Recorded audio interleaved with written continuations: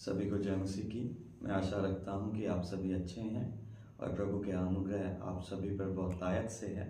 मेरे प्रिय, जैसे कि हम लोग इन अंतिम दिनों में जीवन व्यतीत कर रहे हैं और प्रभु का वचन हमें कहता है कि शैतान की युक्तियों का सामना करो, तो उसी की युक्तियों में से एक को आपके सामने आज मैं रखना चाहता हूँ। और मेरे प्रिय, मैं बताना चाहता हूँ कि शैतान जो है वो कोई नई वस्तु नहीं करता। वो उन्हीं पुरानी चीज़ों को, उन्हीं पुरानी युक्तियों को हमारे जीवन में करता चला जाता है। जैसे बाइबल के समय में वो करता था, आज भी वैसे ही वो इन सभी बातों को कर रहा है। और उनमें से मैं आपके साथ एक को बांटना चाहता हूँ। मैं आपके सामने आज निर्गमन की पुस्तक में से उसका 8 अध्याय उसकी 25 आयत से पढ़ना चाहता हूँ। यहाँ पर इस रीति से लिखा है, तब फिरौन ने मूसा और हारून को बुलवाकर कहा, तुम जाकर अपने परमेश्वर के लिए इसी देश में बलिदान करो। मूसा ने कहा, ऐसा करना उचित नहीं, क्योंकि हम अपने परमेश्वर यहोवा के लिए मिस्रियों की घृणित वस्तु बलिदान करेंगे, और यदि हम मिस्रियों को देखते उनकी घृणित वस्तु बलिदान करें तो क्या वह हम पर पथराव ना करेगा। हम जंगल में 3 दिन के मार्ग पर जाकर अपने परमेश्वर यहोवा के लिए जैसा वह हमसे कहेगा वैसा ही बलिदान करेंगे। फिरौन ने कहा, मैं तुमको जंगल में जाने दूंगा कि तुम अपने परमेश्वर यहोवा के लिए जंगल में बलिदान करो, केवल बहुत दूर ना जाना और मेरे लिए विनती करना। प्रभु अपने वचन के पढ़े और सुने जाने पे हम सभी को आशीष दे। मेरे प्रियो, आज की शाम के समय मैं बताना चाहता हूं कि जब इस जगह में हम पढ़ते हैं तो जो फिरौन है, जब मिस्र से परमेश्वर इज़राइल को आज़ाद करना चाहते थे, उस समय जब फिरौन का हृदय कठोर हो चुका था और परमेश्वर के लोगों को वो आज़ादी देने से मना कर रहा था, और जब परमेश्वर उन पर 4 विपत्तियां भेज चुके होते हैं, तो फिरौन मूसा और हारून को बुलवाकर ये संदेश देता है कि हाँ ठीक है, जैसा तुम लोग चाहते हो वैसा जाओ और अपने परमेश्वर के लिए बलिदान करो। लेकिन मेरे प्रियो, यदि हम यहाँ पर निर्गमन 8 अध्याय उसकी 25 आयत से जब पढ़ते हैं, यदि हम ध्यान दें तो यहाँ पर फिरौन जो है वो मूसा के साथ कॉम्प्रोमाइज करने की कोशिश कर रहा है।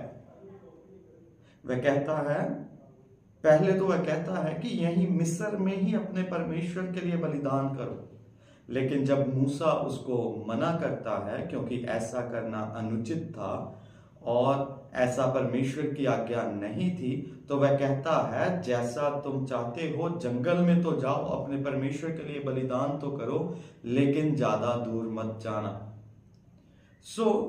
वैसे ही आज के समय में शैतान भी हमारे जीवनों में करता है और वह इस रीति से हमें भरमाता है और कई बार हमारे साथ कॉम्प्रोमाइज करने की कोशिश करता है कि हाँ ठीक है, तुम संडे को चर्च जाओ, हाँ तुम अपनी प्रार्थना करो, हाँ तुम जो भी करना चाहते हो, आत्मिक जो तुम लोग एक्टिविटीज को करना चाहते हो उनको करो, लेकिन मुझसे ज्यादा दूर मत जाना।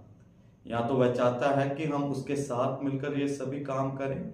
अगर हम थोड़ा बढ़ना चाहते हैं तो वो हमेशा हमें अपने से ज्यादा दूर होने देना नहीं चाहता। तो यही बात शुरू में बाइबल के बिल्कुल शुरुआती दिनों में, बल्कि दूसरी किताब में ही शैतान फिरौन के द्वारा इस युक्ति का इस्तेमाल कर रहा है।